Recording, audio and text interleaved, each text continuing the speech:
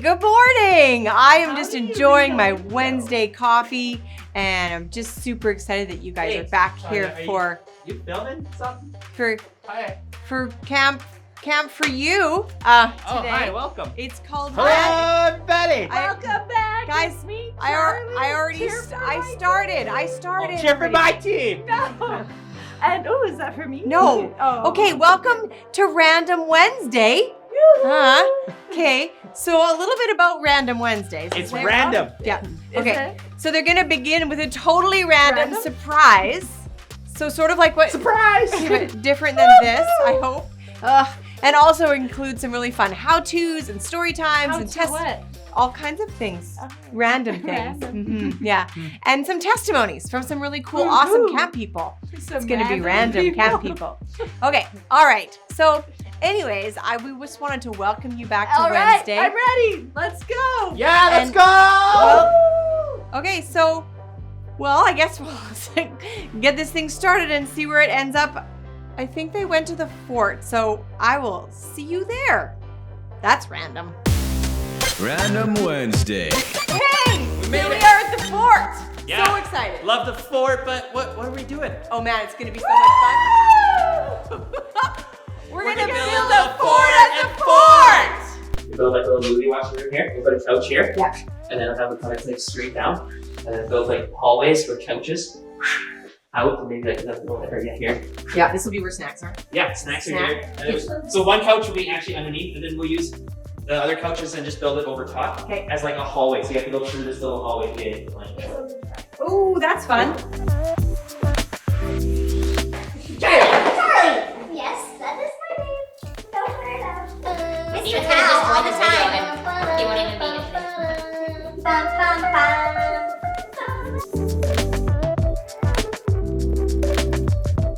Steve, just checked out. No, I'm being helpful. If I moved, you would die. That's pretty important. What is Charlie doing? Making a wall. What is Tanya doing? We're good, we can just go big. I'm building a long tunnel. Yes, that's awesome, Steve. I was gonna go this way into the snack room. That's what I was thinking. Snack room's in here. Oh, You have snack room's over You there? have to Okay. go through the hallway and then you have to go up and around. Okay. That's gonna be perfectly tall. Or I will like it.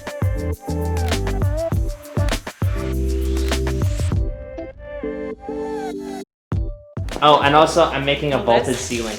Have you ever wanted a vaulted ceiling in your blanket This is fort? working. That's what I thought.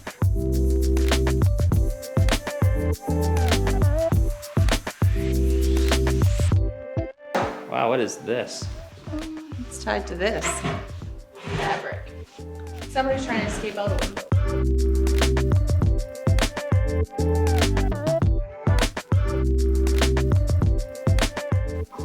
Oh, that's fun. The nap area. Yeah. Oh. Over here. Make rules for forts.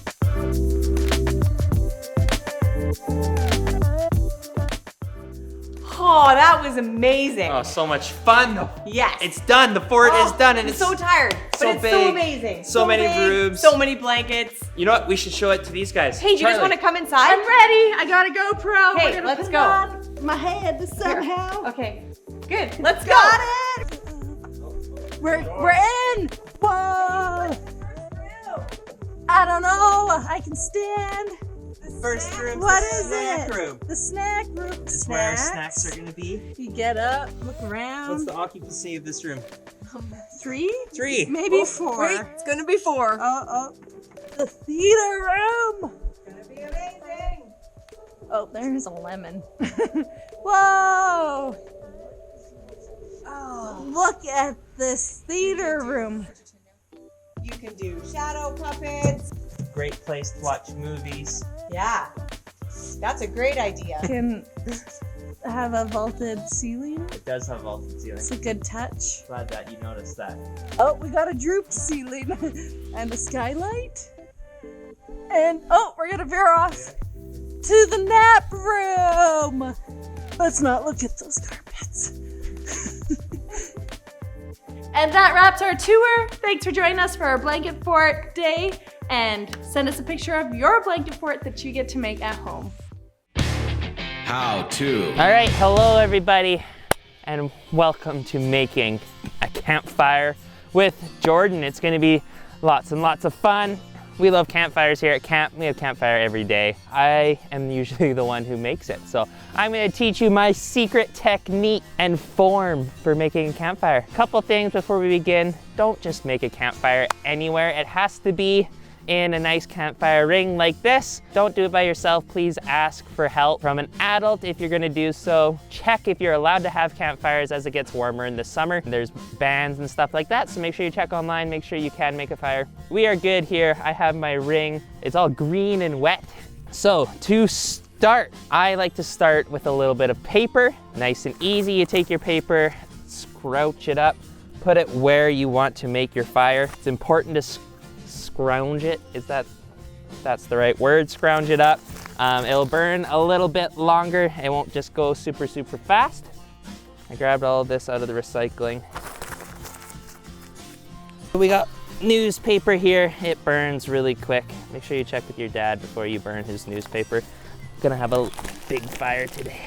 So we like to start off paper as the base. Then we are gonna take our smaller sticks here, which is usually referred to as kindling. With the kindling, make sure it's nice and dry. And what I like to do is I like to make a teepee around my paper. Nice, and so if you got little chunks like this, just toss it right on top. For a fire to burn, there's 3 important things that you need. Number 1, you need fuel, something that's gonna burn. So that is what we're doing right now. The second thing that you need for a fire is heat.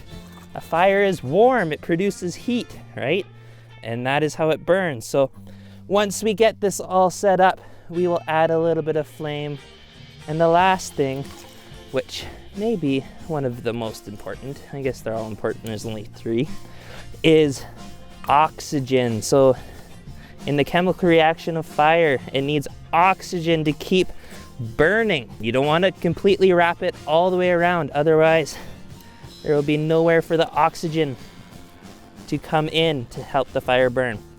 So this is a pretty nice little stack here, just like so. Once you got that done, sometimes people like to start burning it now. I usually have to build fires pretty quick in a pinch, so I do all the steps at once. So we got our paper, we have our little teepee. The third step that I like to do is I build a log cabin around the teepee. So with that, you take some of these logs. Got some other burnt ones in here already, which is okay, we can still use those. But we build a log cabin around our teepee. So to start, you might need some longer pieces. Log cabins work really good because, like I was saying before, when you build a log cabin, there's lots of area for the fire to breathe. So we take our last logs, just like so. Any other remaining little bits, you can just kind of toss in on top. We grab our heat source that we need. So in this case, I am using matches. I love these Redbird matches. They're strike anywhere. You can use a lighter or other matches. These ones are really cool because they're strike anywhere matches. So when you light the match, you're gonna find an area where you can light some paper. So with the log cabin, I left lots of areas that I can reach. So we'll give this a light. Make sure the match is burning. Put it in. Oh, right in front here, it looks like that paper caught on fire. And then what you might have to do is add a little oxygen. So if you blow on it nice and calm, you don't want to blow out the fire, but you want to add a little bit of oxygen. It just helps it move along. Looks like I got some fire back here. And now we're starting to burn. So we can continue to add some oxygen, get this a little bit warmer. The paper will continue to burn and hopefully it'll start lighting up some of the wood here right away. And when you're blowing on the fire, you want to blow at the base of it so that that's where it's the hottest, and then it'll burn up. And then Once you get to a point where some of your kindling is on fire, you are pretty good to go. And with this, the fire will kind of go straight up the middle and then slowly burn out to the sides. And that is my way of making a fire. Grab some marshmallows, some graham crackers, some chocolate, make some s'mores. And yeah, hopefully you enjoyed my technique, the way I like to build it. Story time. Oh. Wake up! Wake up! The children are here. The children? I don't see any children. Because you're not wearing your glasses. Oh, my glasses. Where are my glasses? On your Oh, my ears. glasses. Which fogle am I supposed to look through? Whichever one works for you. Oh, okay. Still don't see any of the children. They're on the television. Television children. Hello, children on the telephone. Yes. Anyways, welcome to Spodazzo. I am Nana Whippoorwill. And I am Grandpappy Bush. We are going to read a story to you. Yes, it is a good one. Very good. So today we are going to read from the Jesus Storybook Bible, written by Sally Lloyd Jones and illustrated by Iago. If you have a storybook Bible and would like to follow along, please grab it. We will be reading on page 222. Yes. All of the twos. We like twos. But if you do not have one of these, you can follow along in Matthew 6 in a different Bible. Yes. It'll sound very similar, but also a little different. We like this one because it's very easy to understand and has beautiful pictures in it. I love the pictures. Yes. Favorite part. So let's begin.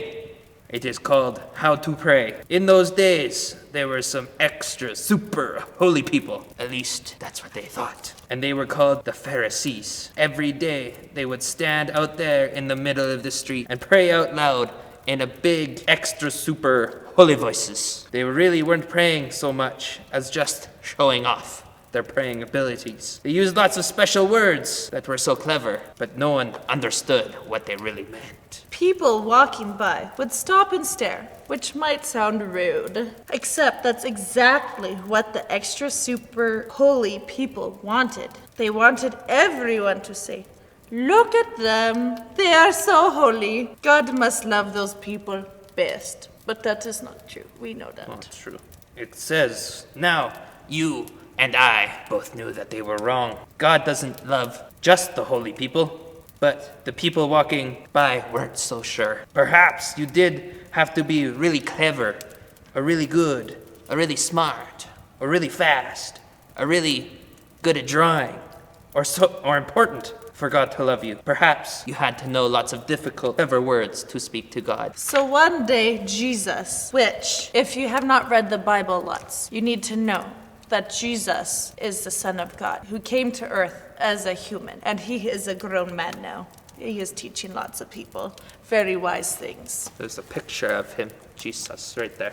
Yes. So one day, Jesus taught people how to pray. He said, when you pray, don't pray like those extra super holy people. They think if they say lots of words, God will hear them. But it's not because you are so clever, so good, so important, fast, drawer, artist, cooker. No. It's not because of those things that God will listen to you. God listens to you because he loves you. Did you know that God is always listening to you? Always listening. Every word you say. Did you know that God can hear the quietest whisper deep inside your heart? What? What did you say? The quietest whisper. Right. That's right. Deep down inside your heart, before you started to say it, because God knows exactly what you need, even before you ask him, Jesus said. You see, God just can't wait to give you all that you need. So you don't need to use long words or special words. You don't even have to use a special voice. You just have to talk to him. I like talking. I am very good at talking.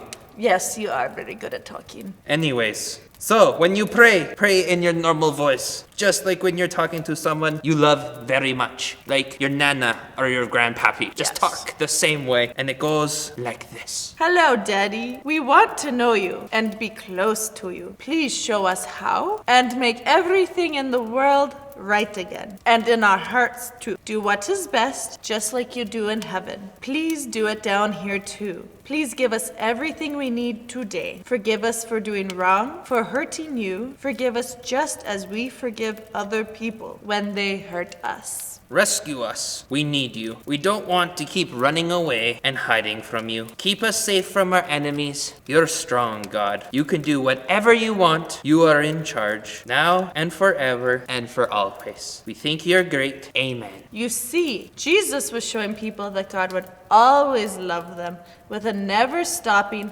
never giving up, unbreaking, always and forever love. So they didn't need to hide anymore or be afraid or ashamed. They could stop running away from God and they could run to Him instead. As a little child runs into her daddy's arms. Wow. Yes. That is very good. Very, very good. Mm-hmm. So, Nana Whippoorwill, do we just do this just once? Oh, no. You can do this all the time. All the time. Just like how Grandpappy likes to talk. Just talks to everybody. You can talk to God as much as you want. And you can say anything that is on your mind or on your heart, the things that you're worried about and the things you're excited about. So, Nana, do you want to pray to end our story time together before we all have to leave? Oh, it makes me so sad thinking about the children leaving. But we will come back to have another story time with Nana and Grandpappy. All right, let us close our eyes to concentrate, but don't fall asleep. I will try my best.